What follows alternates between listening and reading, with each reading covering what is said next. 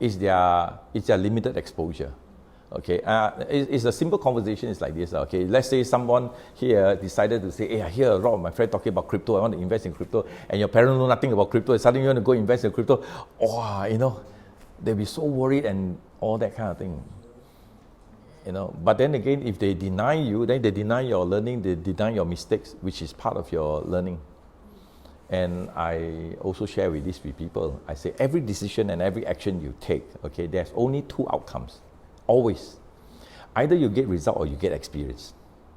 I say which one you don't want. Right? So, and you want both. Okay, you get result, you're happy. You get experience, you should be happy as well. Okay, so I go back to what I say. Okay, whenever you are at this age, okay, fail early, fail fast. Don't take too long to fail. Okay, like, wow, take 10 years to fail. Wow, really? I think they're scared to make mistakes. Yeah. Yeah, that's why they rather than take instructions. And I think this is not doing the children any favor. Okay, one thing I would like to encourage my children to do is just make mistakes. Okay, and I don't know whether I shared this before in the past. Okay, when my children were young, I bring them ice skating. Very young, I bring them ice skating. One of the, if you all of you, have you been to ice skating before? Okay, what's the biggest challenge of ice skating? Standing on the ice. Standing. Okay, in fact, yeah, the biggest challenge is falling, isn't it? Yeah. Okay, slip and fall. Okay, and can be very painful, right? So guess what I do? Okay, when I take them ice skating, the first thing I teach them is how to fall. I just teach them how to fall because I know falling, it will be a part of skating. And that will prevent them from skating well. And it's because they fear of falling. So the first thing I teach them to do, I say, fall. So the way you fall in skating is always fall forward, don't fall backward. So how do you skate so that you always fall forward? Because you got something to break your fall. When you fall backward, you got nothing to break your fall. Right? So you need to fall forward. So when you skate, you need to position in such a way that you can skate by falling forward. Right? So it's the same thing. What we do is, failing is part of life. Okay, and once you get good in failing, your confidence is there. I also shared this with other people. I said, when you ask people, what gives you confidence? All right. So if I ask you, what gives you confidence? What would be your answer? What would your answer? What gives you confidence? If I'm certain on that thing. You're certain on the thing. I think it's a good answer. Okay. If I know what to do, if I know how to do, okay, if I'm confident on the result, then that gives me a confidence. That's why I can make decision. You know what's the answer I give? I said my confidence doesn't come from that. My confidence comes from whatever failure I can survive. That is the one that gives me confidence. I don't have to be confident of results. I just have the confidence that I can survive any failure. Okay, and that gives me confidence already. It's just like, if I go into the ship, okay, if I know I can swim, I'm not worried. Right? So what gives people confidence? A lot of people are looking for the other side of confidence, which is, I will be right, I'm certain about results and all that. I think that's pretty good. Okay? But the moment they are less certain, they don't make decisions. They hesitate. All right? So the way I look at it is that as long as I can survive a mistake, that's my confidence. And I would rather teach my children to survive a mistake. Okay? Yeah. Start making mistake now. Yeah. You make it fast and make it small. Okay? Because when you're early, make it early. Okay? Make your mistake as early as possible and make it fast. Learn fast. Don't take too long to learn. And the way, therefore, you do is to keep making mistakes. And in fact, this is the other dilemma the company has. Okay, I have a company that asked me to do workshop on innovation. Okay, all because they want innovation, even including banks, they say, oh, we want innovation and all that. Okay, fine. But so, what's innovation? Innovation is all about making mistakes, It's learning from a mistake, okay? And that's why innovation, you use the term called iteration. Okay, how many iteration are iteration 1, iteration 2, because why? They keep improving the product. So even your phone, you think you're buying the best phone? You're not. Because the next generation is going to come up with something better. Why? Because it's the continuous improvement on the product that you get. So you'll never get into a perfect product. So wherever we are never perfect because we are constantly learning and constantly making mistakes. So innovation for companies, whether it's the innovation of product or innovation of service, is about constant improving. And once you make an improvement, you find sometimes you still don't get the answer that you're looking for. So you go for another one, But where company, sometimes they have a challenge is that they want perfection. Make it right first time, all the time, every time. Okay, cannot make mistake. Cannot make mistake. Innovation is direct conflict already. Okay, so and especially in a financial institution, everything is compliance. So you cannot do this, you cannot do that, you cannot do this. So when you have a lot of compliance, then people are stifled because they cannot do too much to make mistakes. Because mistakes are in a way not tolerated. Okay, so you don't have innovation. All right, so. Okay, so maybe you can go to the other. Yeah. So I think what's the difference between working a job and building a career? I think very good question. A job, I see a lot of time, people tend to look at more of an outcome. Like example, you ask a painter to paint your house. It's a job. You finish painting your house, I give you the money. That's so over. All right. Fix the plumbing, the electrical. It's a job. All right. A job tend to have more. I see, probably the outcome a lot more tangible. Okay, and tend to be a lot more short term in my mind. A career is something that you can, a career is a bit like a journey. Okay, if you're going to go to Penang, and Penang is your ultimate stop, you're going to stop in a lot of towns. But all these towns that you are stopping is just still a part of your journey. It's a continuation part of your journey. You get to stop this town for a drink or a meal, okay, but you know it's not the end. It's still, you arrive at this point, but it's the milestone to a journey, to a whole complete journey. And I see career looking along that kind of thing.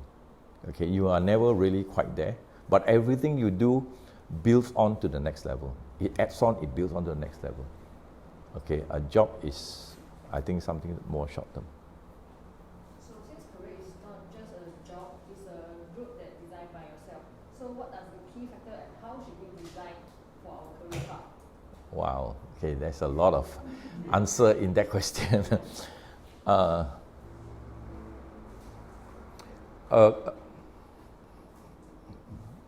If I could use some example of sports people, okay, you look at some of the sports people, when they first start, let's say Malaysia, we are used to badminton as a favorite sport. Okay, you see, let's see how Lee Chong Wei starts. Okay, when he starts, he just get good at the game. When you get good at the game, next thing you do is you start winning. You play among friends, you win. After you win, what's the next? Oh, then you play another game, then you win. Okay. After you start winning a couple of games and you go into a series, hey, you can so good. Why don't you play for the regional or you play for the state or play for the school? Oh, okay, you play. But after a while, you get a pattern that you are good, that you are winning. Okay.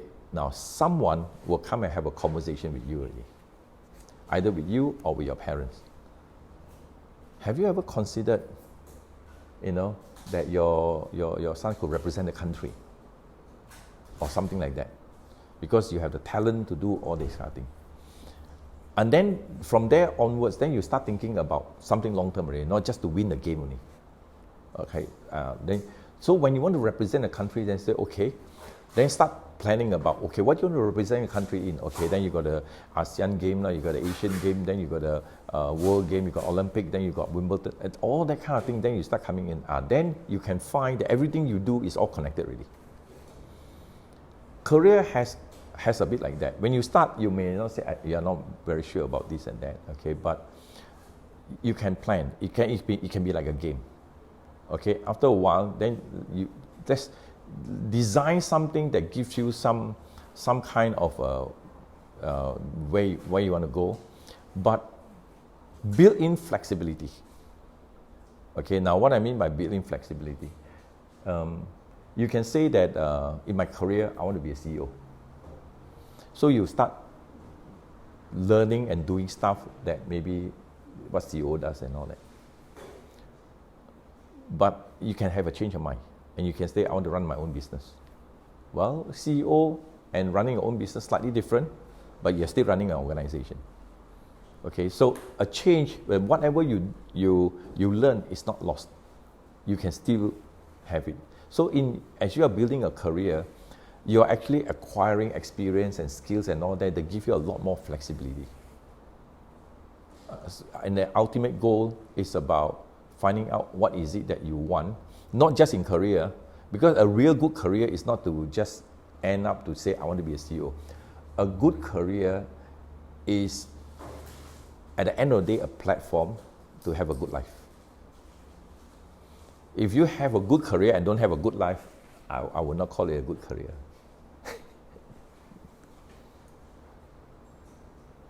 So what are the major factors that we should put into consideration when we want to design our career? In my book, I use that as a first chapter. Okay, the mistakes a lot of people make when they start thinking about career is they either start thinking of a job or thinking of a career where I'm in it, my company pays me, I belong to the company in terms of my time, and I will do whatever the company asks me to do. Okay, and that's normally that trade-off. Okay, I have a boss, and I just listen to the boss. My position is that that would not take you very far. My position, I like to tell people, I said, treat your career like a business. All right. Now, why I say that? You are, the company wants you is because you have a value to the business. Okay, and you add value to the business. Now, you add value to the business depending on how you add value. Like example, you have somebody who can answer the phone, like a receptionist. If there are thousands of people can answer the phone and you're just one of them, okay, then you know how much value there is, because without you, somebody else can do the job. Your value contribution is that the more valuable you are, is that the less people who can do some of the things that you do. Okay, and that's your value. Now, how do you know whether you reach a high value? I normally use a test. You reach a high value is when the boss worry you leave.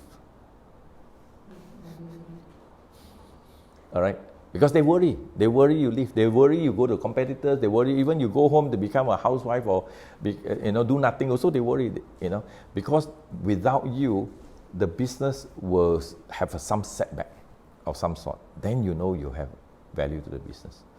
And why you think as a business? Because that's what we do for clients, isn't it? If you're running a business, for client to pay you, to come back to you over and over again, it's because you add value. And it doesn't matter, you can be an electrician, you can be a plumber. And as long as you fix my pipe, okay, I will call you. You are fast, you attend to my call fast, you come and you can fix my problem, and you charge me reasonable, oh, I'm happy.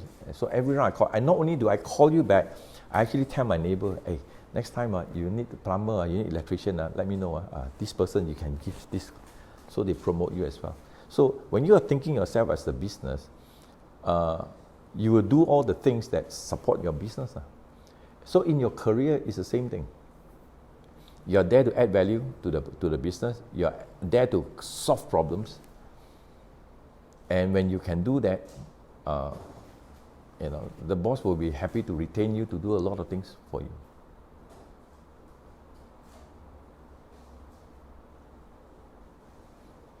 So how should I, whether currently that I'm still in the comfort zone, and whether how can I keep upgrading, upskill and stay? Okay. There is a connection between this question to the first part as well. See, if you are thinking your job as a business, here's what happens. Okay, in business, who is the one responsible for making sure you can perform the job? You or the client? Us, okay. Now, if I'm going to service that client, I'm the one responsible for making sure that I have the skill, I have the experience, I have the equipment, I have all the things needed to make sure that I get the job done. I don't need the client to tell me what to do. I know what to do because I am supposed to know the job well. And if whatever I don't have, I will make sure I will get it, right? At work, sometimes they just don't think enough of that. They just wait for things to happen. Oh, this part is not my job. I wait for somebody to finish it, then do. Now, what they don't realize is that when you draw a line somewhere, thinking that, yeah, that's a line, but somebody up there, even like a boss, they notice it. Your colleague will notice it that because you draw boundaries. Oh, this one is not mine. So therefore you're not acting in your best interest already. If you're running a business, okay, you will make sure the client's very happy. And how to make them happy? Oh, I tell you, there's a lot of things you will do that make the client happy. All right, and you don't negotiate. You just, as long as my client is happy, because I know when a client is happy, I will get referral, I will get them happy to pay me, pay on time, and all that kind of thing. And I'll be the one responsible. My client don't have to tell me. It starts with a mindset, I guess. It starts with, yeah.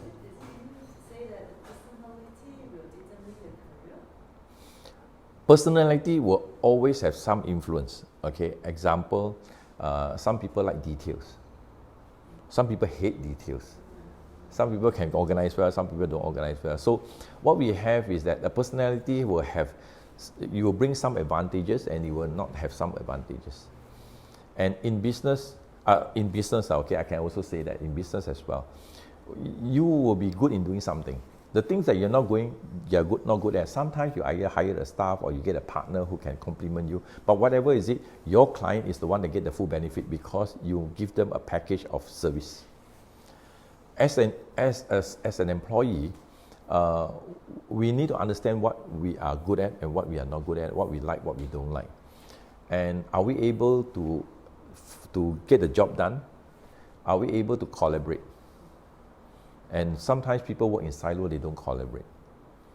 Okay, and when they collaborate, it's a lot more skill set needed. How good are you in collaborating with others to get the result for the client?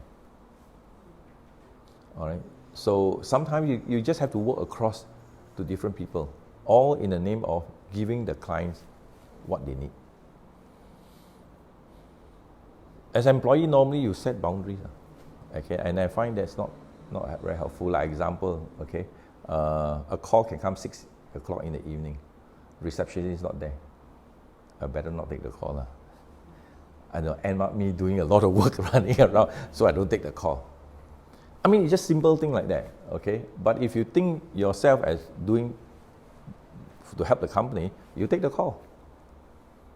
Okay, you take the call and you say, okay, yeah, you're looking at so and so is not here right now. I will just hold the message for you, and then I'll pass the message tomorrow. Then next day I will check up with the so and so. Hey, did you get the message? And did you follow up and all? You just go across and just get, yeah, because you think about it as a business. Okay, and you may think that nobody noticed you do all this sort of thing. I tell you, okay, people will notice. People will notice when you draw a line, people will notice when you cross a line and do more than your aerial work. Okay, over time, people will notice. So how to get out to the comfort zone? Which comfort zone? If maybe stick with the job for some time, then I think that already a comfort zone. I don't want to go, across the boundary, get more motivated. Just stick with what I need to do. I just do it. My view on that is it takes two sides. Okay, now I mentioned earlier is this example. When I mentioned about when a company, they think about motivating, but they don't think about demotivating. Okay, now when you do the wrong thing and motivate the wrong people, you actually demotivate the right people. All right, so when I run a business, I'm quite particular that the people I actually want to motivate, I'll make sure the right group of people. The one that is not, the one I don't need to motivate, I'm okay with not doing anything. Now, not because I think they are bad people, okay? Because I think they make a choice. Because these people make a choice. They make a choice, example, not to grow, not to do more, not to do anything. Which means that they are actually telling me, okay, without telling me, but actually they send me a very, very strong signal that I'm okay. I'm okay to be where I am. Then my reply to them, I'm glad you're okay. I'm also okay for you to be where you are.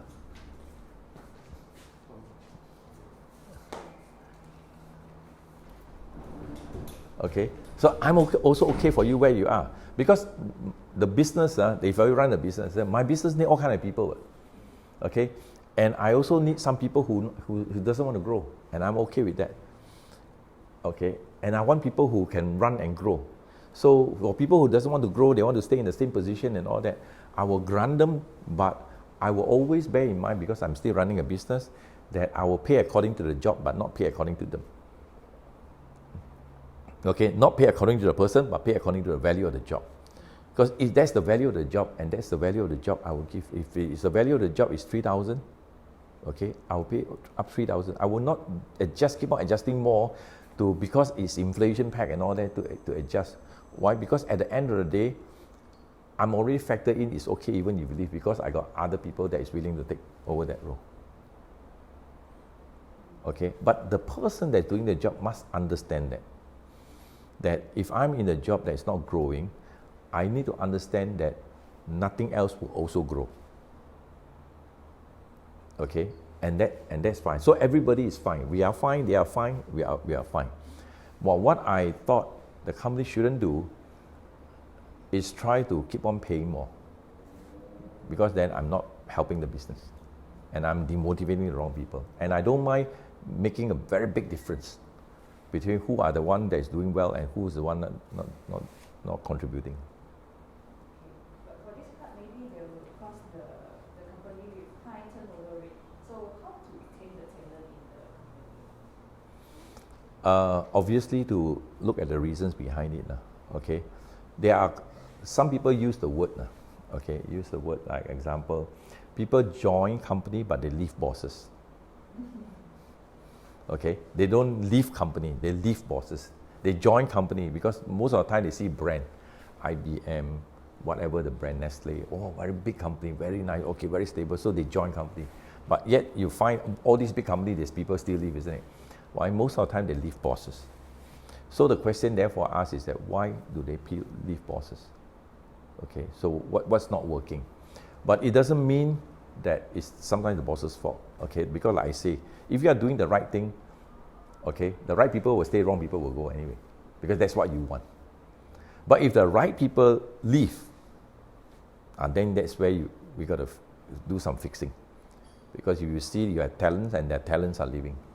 People leave is okay, but if the right people leave, then you need to look at the reasons behind that.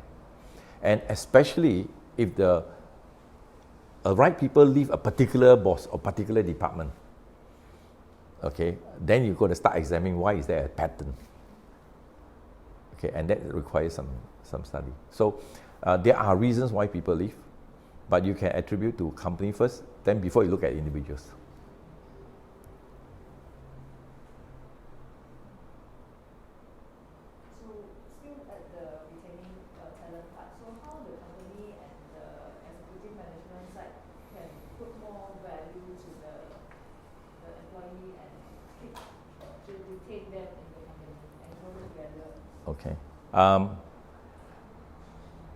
One is about retaining staff, another one is retaining talent. They are two different things.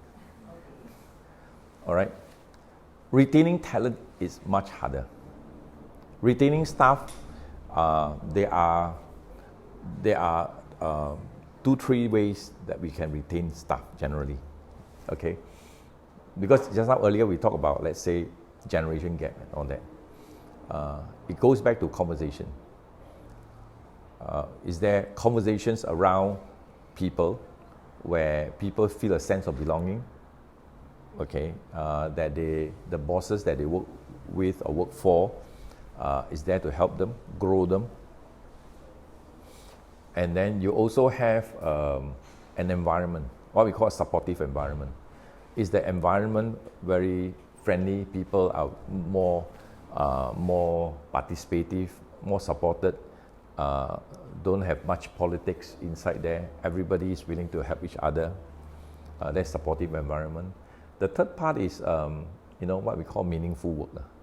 Okay, meaningful work, that means, are you doing some work that is meaningful? Like, let's say, for instance, right now the big buzzword is that, you're helping the environment, you're helping people, and if they feel that they have a sense that they are contributing to bigger things, not just helping the company bottom line, but meaningful thing. You find sometimes people resonates with that, or the work that gives them meaning. Okay, the work that resonates with them. Okay, either give them higher profile, give them bigger exposure, expand their experience and learning opportunities. So these are the things that can be helpful for them. So it's not a kind of one size fits all.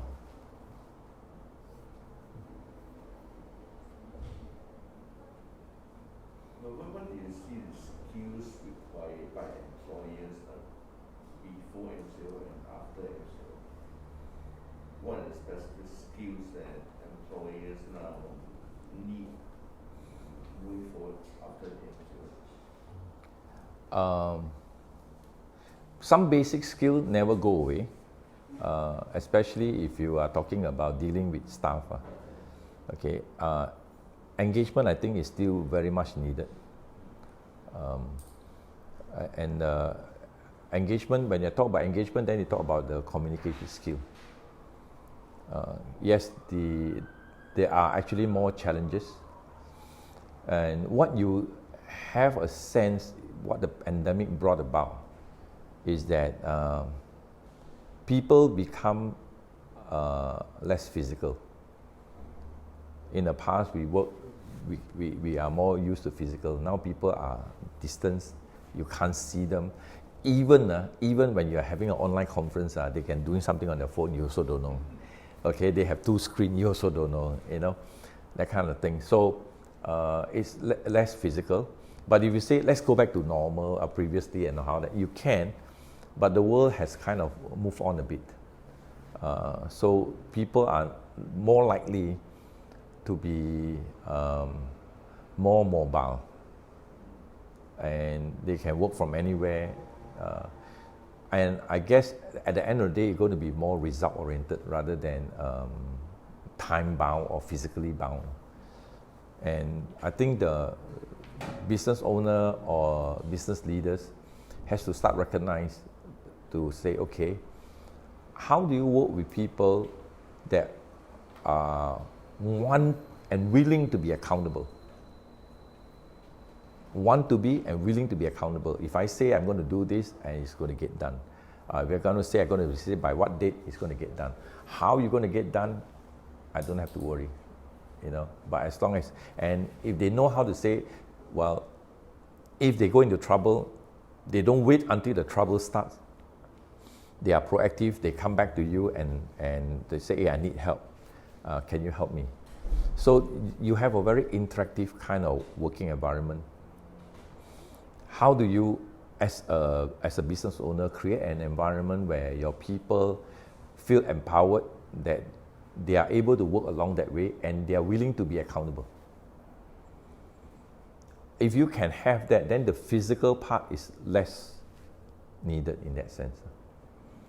Okay, so no matter where you are, this thing is still going to get done. And I can see it in my kids, during the pandemic, like I say, they need to get the work done, they just get it done.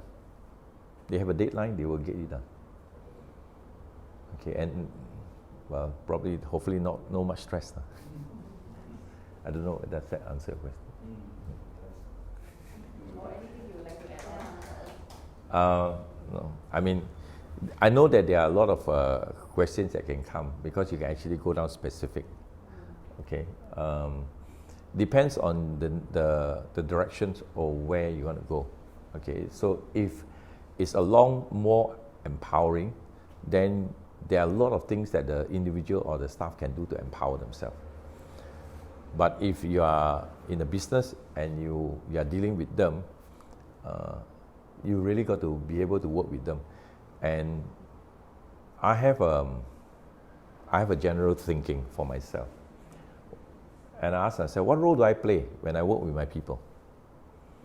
Now, automatically, the assumption is that I'm a boss. And the staff will say, I'm a staff. Now, think about that kind of relationship. When you are a teacher and a student, it's about power. Because you can see that one is higher, one is lower. When you see a boss, and you see an employee, it's also a power position. When you see a prosecutor and see a defendant, it's also a power position. Okay? So whenever there is a power position, the way you interact with each other is quite different. The expectation and the way you interact with each other. The moment you talk about parent and a child, there's also a power position. Because whatever, I can say whatever, the moment you don't like it, then I will come up with my position, then you have no choice but to obey. Okay, because of the power equation. And I always think that, okay, how do I make it people comfortable that I remove this power position? So therefore, then I'll tell myself, okay, there are 3 things I can do when I work with my people that can take away that. Number 1, I'm an educator. Okay, now teacher but educator. That means I educate people. Okay, I share with people what they can do and how they can do things. Okay, so immediately there's a sense that I'm already adding value to people. Okay, number 2, I'm an advisor. Okay, so I can advise because of the experience I have, like whether it's their career, whether it's it's a job they do and all that. Okay, then I can share with them, I can advise them. Okay, how they make decisions. And last but not least, whatever that happens, whether the first one work or second one work or whatever happened, last one, I'm a friend. Always a friend. Now, why I use the word as a friend? Because friend generally don't make judgment. So I don't judge. Now, it's easy to say to all these things, but this is the thinking I have. Okay, what are my roles when I work with people? Okay, I'm an educator, I'm a advisor, and I'm a friend. So as a friend, I always accept who you are. Okay, so even the people, example, who let's say, who doesn't want to take my deal, when I say that I can help you grow and all that, they don't want to take my deal. I'm not going to hold them and begrudge them. Okay, but I will still explain to them what it means, the consequences of their decision. Okay, that at the end of the day, look at the perspective of the company. Can they reasonably expect that the job that they hold continue to increase in terms of how much the company pays you without some form of corresponding return to the business? And if you are the owner of the business, would you do that? So if they understand exactly what's going on and they are fine with that, we are all fine. So I share perspective, I educate people. So at the end of the day, I say, okay, friend, everybody is a friend. Okay, so in that sense, I find it's very easy for me to work with people. And I'm always ready when people need to have a chat. Another question, what are talking about Chinese-owned businesses and those bosses, what are the common flaws or weaknesses that they do have?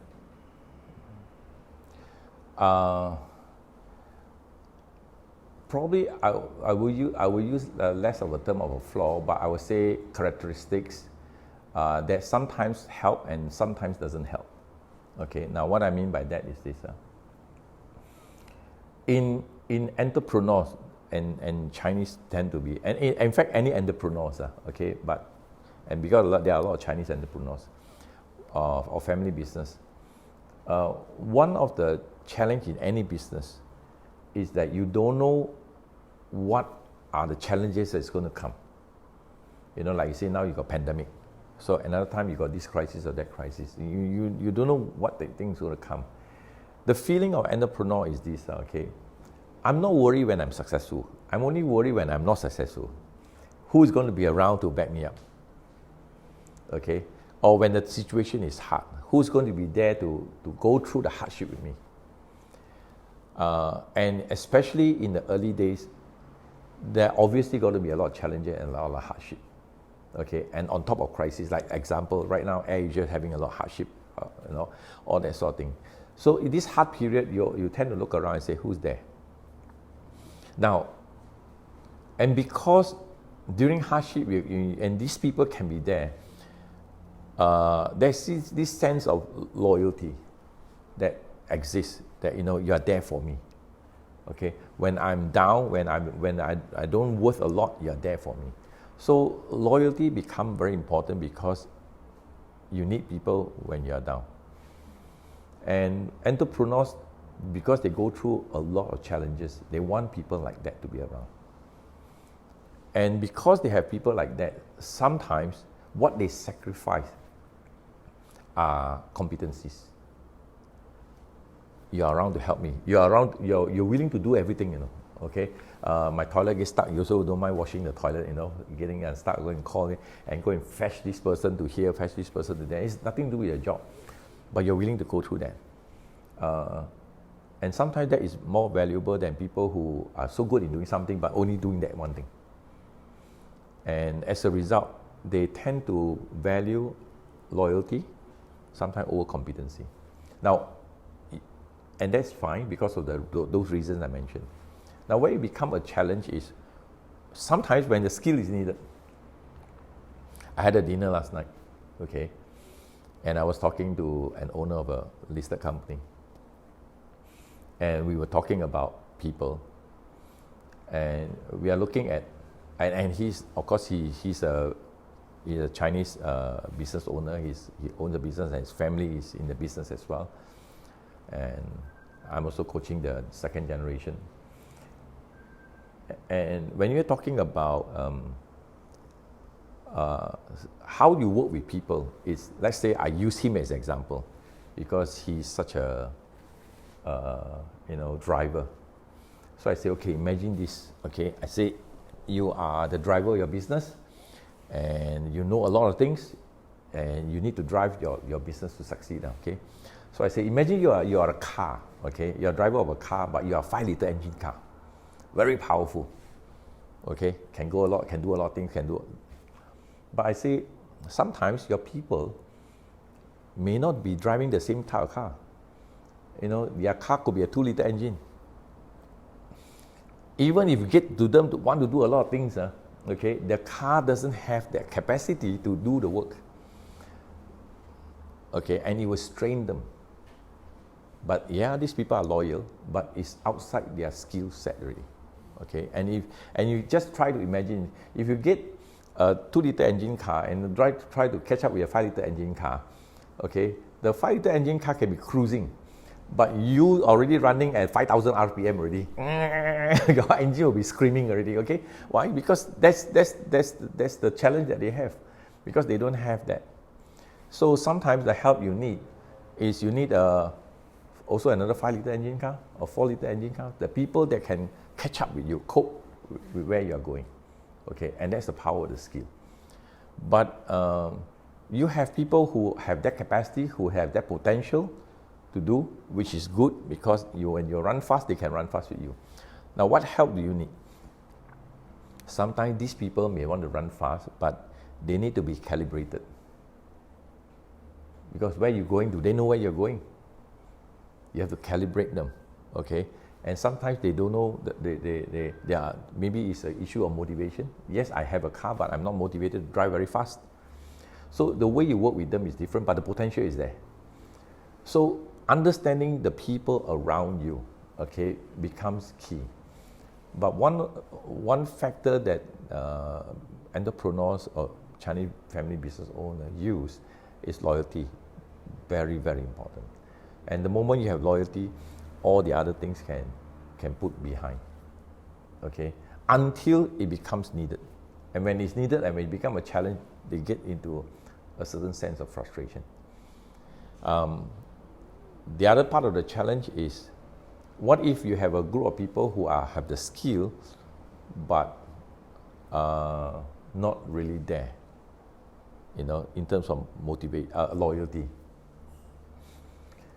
Even loyalty, I find you can harness it. The sense of loyalty some business owners have is loyalty to me. I'm the boss, I'm the one that feed you, I'm the one that help you, so you're loyal to me. Now that kind of loyalty, I find may not be too helpful, because you are attaching to a person. Where it will go wrong, if let's say you follow me for 30 years, we build the business together, follow me 30 years, then you go, okay? But I'm much older than you, and because of old age or whatever, I need to move on. I pass my children to take over my business. Now you got no loyalty your loyalty doesn't work that much with them, okay? And they are studying overseas when you and I were doing a lot of work together. So when they come back, they want to use the MBA way, this way, that way, and all that. Okay, you're stuck already. Okay, so your value immediately drop because you go on loyalty to a personal. All right, and then even the company also doesn't get to kind of at the advantage. Where I would imagine that a company can work on better is to try to find some values, so that the people are loyal to those values.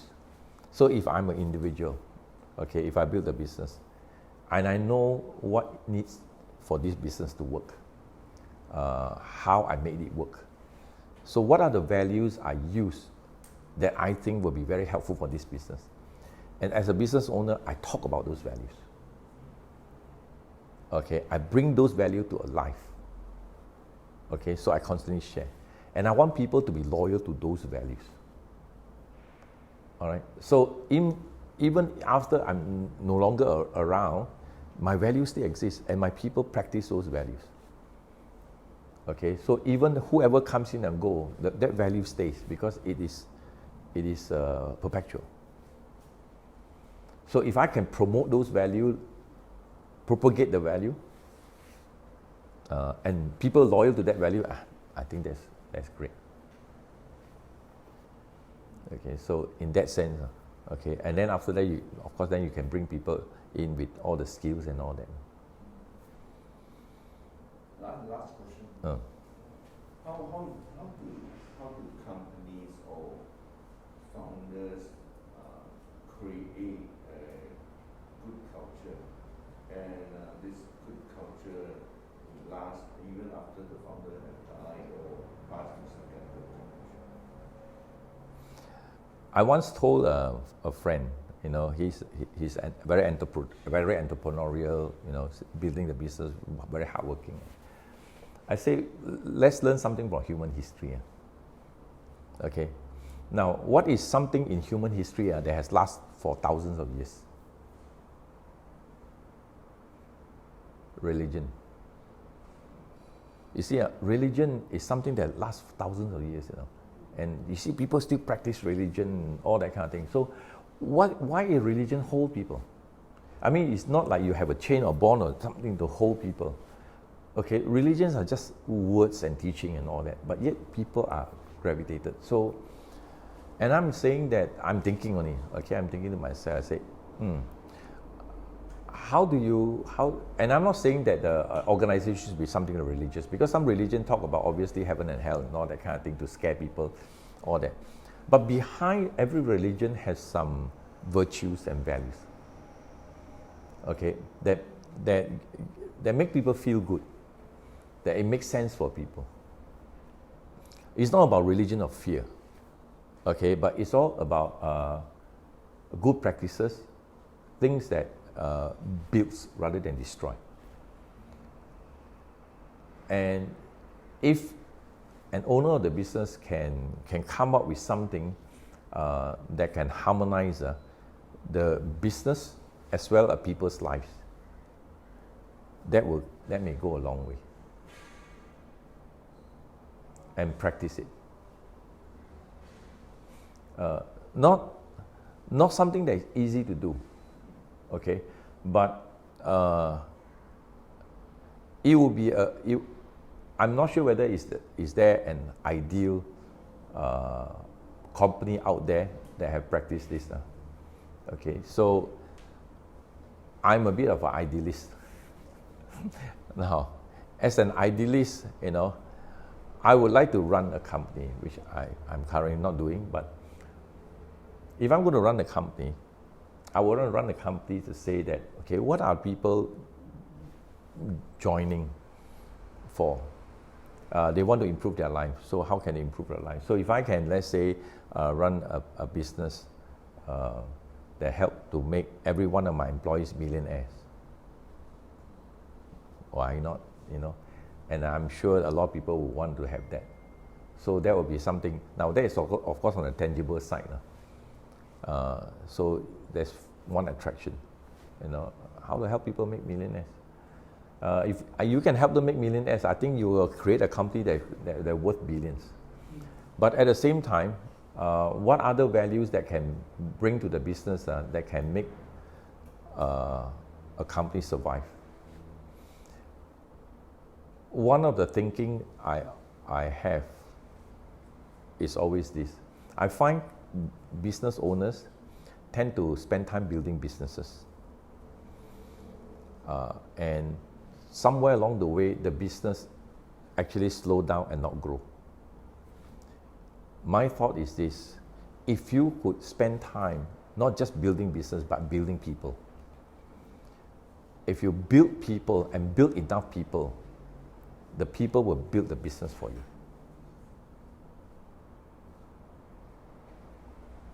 Okay, so it's just like building armies. You just build enough people and not worry about people who leave. There are people who's going to leave anyway, and be happy for them. Okay, even that also, somebody actually shared with me this idea about people who leave. Okay, let's say if I build a business, okay, I want to make everybody rich. But even along the way, for whatever reason, people still leave. But if I build the business well and with the right philosophy, you know what? Anybody who leaves, and I've seen this in practice, anybody who leaves, I put a standing condition, and that is, if you are leaving to start your own business, okay, I volunteer myself to be your first partner. Whatever business you go, okay, I can be your partner, because you will need something.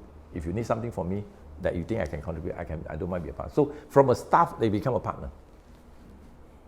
Okay, so you actually don't lose people. You actually gain in other ways. Okay, you can either be an outsourced partner.